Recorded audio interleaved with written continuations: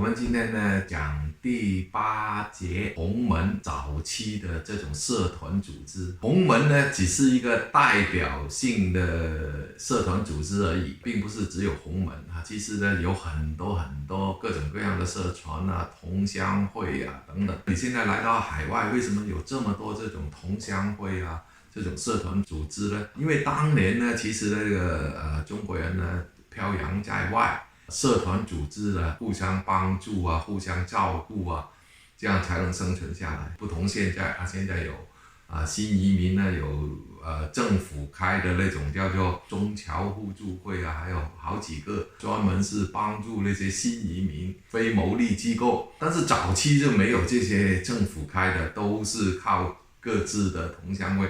比如你是台山来的，你就去台山的同乡会，姓氏的也有一些姓氏啊，姓梁的就有梁氏宗亲会，姓李的就有李氏公所，姓马的又有马氏宗亲会等等这些社团组织呢，就是帮助那些乡里乡亲，帮他找工作啊，帮他找住的地方啊，还有呢告诉他怎么样在这里怎么适应本地的生活。那其中洪门呢就是一个比较有代表性的社团那除了这些做了这些很多帮助本地华侨的这些工作之外呢，洪门呢还为这个中国早期的孙中山的革命呢也做了不少的贡献现在请那个水哥呢帮我们先介绍一下《落基山史记》，作者介东，出版发行加拿大华人历史研究学会。第2章淘金热潮。第8节洪门早期的华人社团。洪门又称天地会、与袍哥会、青帮，为清朝3大秘密结社，主要活动于华南，以福建、广东、湖广等地为主。洪门的名称来源有多种解释：一、明太祖的年号是洪武，洪武之家门，是为洪门；二、汉武中土，拆字以汉字除去中间中土2字，有汉师中土之意；三、满而无头，拆字取满之头，剩下儿之腿，合成洪字，有满清灭亡之意。洪门一词很多时候被认为代表了反清的秘密社团，后来演变成名称不一的多个地下社团或会党，并随着华侨移民海外而传播到东南亚、北美洲等世界各地。1840年鸦片战争后，广东帮会借洪门之名反地方政府，互不同属，各有不同宗旨的社团为同一理由互动起来，对外界宣扬及吸引新会员参与，实属发动民变的社团组织。随着华人到美国加州淘金，洪门组织也随之传播到了北美洲。1863年，加拿大的第一个洪门组织在卡里布淘金矿区巴克维尔成立，当时的名称叫洪顺堂。除了洪顺堂之外，当时还有一些同乡会、宗亲会等各种各样非政府承认组织。这些组织成立主要是为离乡背井的华人出门在外互相有个照应。洪顺堂是其中规模最大、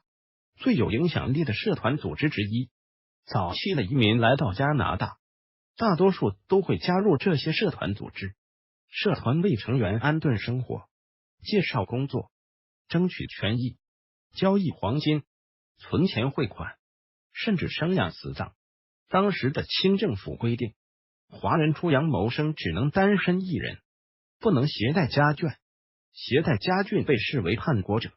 所以很多海外华人没有家庭，洪顺堂有自己的会所。如果暂时找不到工作，经济困难的会员可以暂时在会所吃饭住宿，伙食费、住宿费可以等找到工作的时候再偿还。对于重病的会员，社团可以安排住太平房，一天3顿有人照顾，直到病人过世。1895年，由维多利亚市中华会馆管理的2层中医院落成，取代了太平房。无亲无故单身一人的会员过世，社团都会负责安葬，并通过各种办法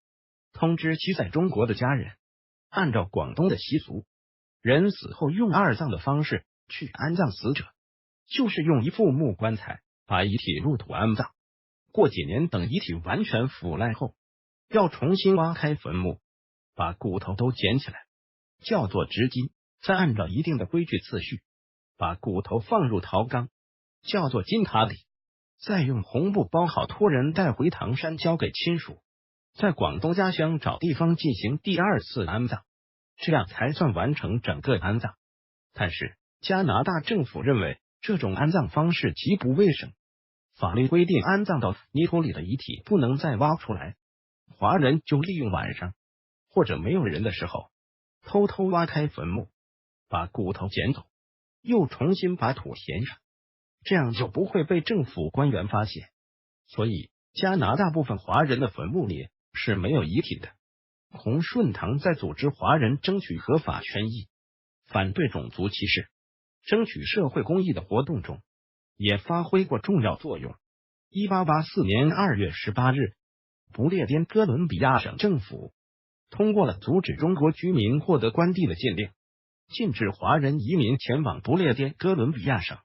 并要求每年征收10元人头税。消息传到卡里布淘金矿区巴克维尔，华人民众非常愤慨，大家聚集在巴克维尔2层楼的洪顺堂会所，召开第一次反排华法会议，开创了华人向不公义恶法抗争的历史。洪门对中国民主革命运动也做出过突出的贡献。孙中山先生曾经3次来到加拿大不列颠哥伦比亚省，开展革命宣传与筹款活动。第一次是通过教会联络华人，为推翻满清政府筹款，效果并不理想。1910年，孙中山第2次到达不列颠哥伦比亚省，通过洪门组织各种演讲，结果盛况空前，华人华侨纷纷慷慨解囊，筹款活动获得了巨大成功。1911年2月，孙中山第3次到达不列颠哥伦比亚省。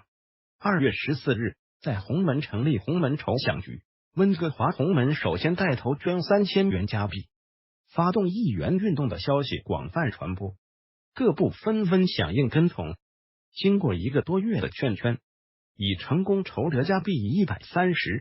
548元。恰在此时，港粤两地的义士密谋在广州起义、黄花岗起义，黄兴发来电报，事急如火，请速汇款。温哥华洪门一面筹募，一面汇款应急，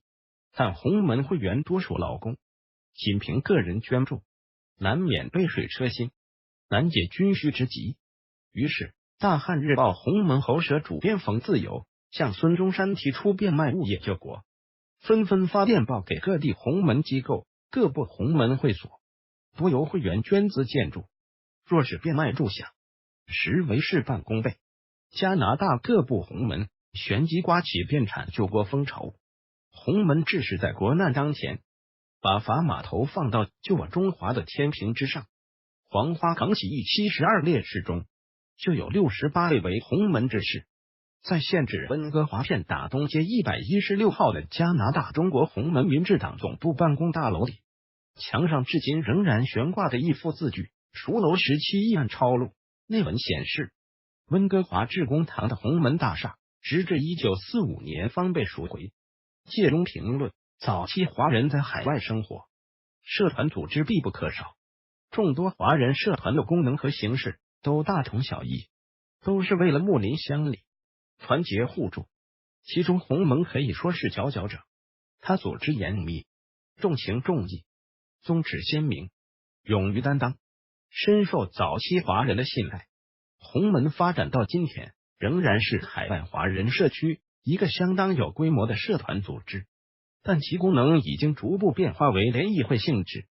早期购置的物业，现在以出租商铺为主要的经营收入。会址开设的麻雀局，